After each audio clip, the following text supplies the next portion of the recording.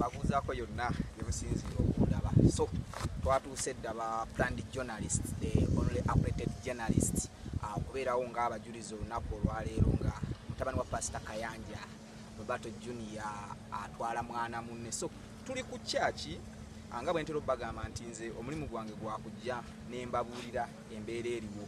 Tuzze tulaba emikolo mingi, tulabye embaga nnyingi ezizze zibaawo mu baana b'abasumba ab'enjawulo, but birivu byo olunaku olwaleero kino sikirabangako, and it's my first time to be on such a multi-billion wedding. Nga bolaba ffe kati tuli wano bweru wa church, tukyalinda omugole esaa yonna atuuka convoy ejja, naye ng'okutegeezaako nti ku mulundi guno badde sinalabako omugole alina convoy eweza mmotoka 10. Kino kisoose kubeerawo leero wokka mu Uganda, emmotoka 10 nga mu mmotoka eziri mu convoy temulimu mmotoka eri less than 100 million.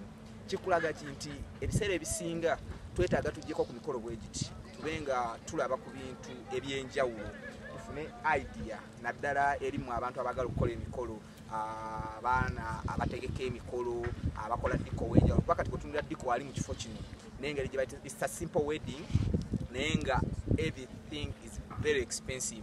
Badde sirabangako ku decoration gwe bakugaa nti decoration amazeewo obukadde 4. Soose kumulaba ku mulundi guno nga weebuuza obukadde 4 naye nga naye bw'otuuka weebuuza ddala kino kiri mu Uganda, kiri munda. Ekiri munda mu church, eno church bw'ogiyingiramu olunaku olwaleero oyinza okukoza CM gye tubadde tusabiramu eya bulijjo. Bakoze church munda, wabweru bwokka batimbye.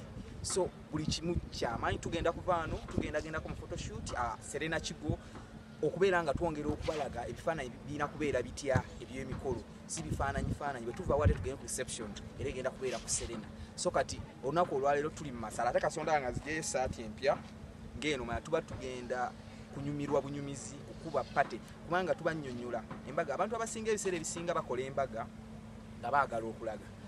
Emu ku mbaga zirowooza ze tubadde twakasembayo okulaba yeya omusajja oyo omugagga yani wakula ennume. Waliwo omugagga eyakola embaga abantu kwe basondera ssente nnyingi ennyo, mulunda nnume.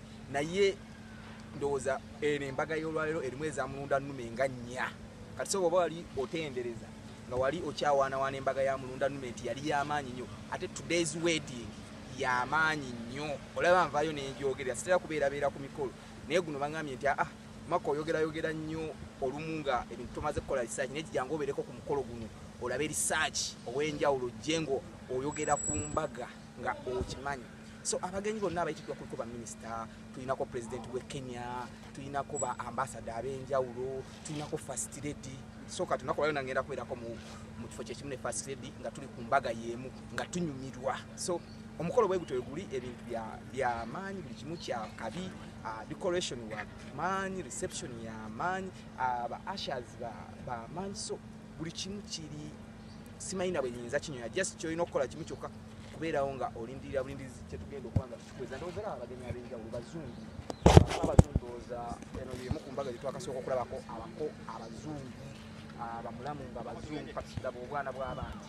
So kati tugende munda tube nga twongera okuba wa content tugende munda tube nga twongera okuba wa content, twongere okuba nga tuba saddata basobole okukitegeera.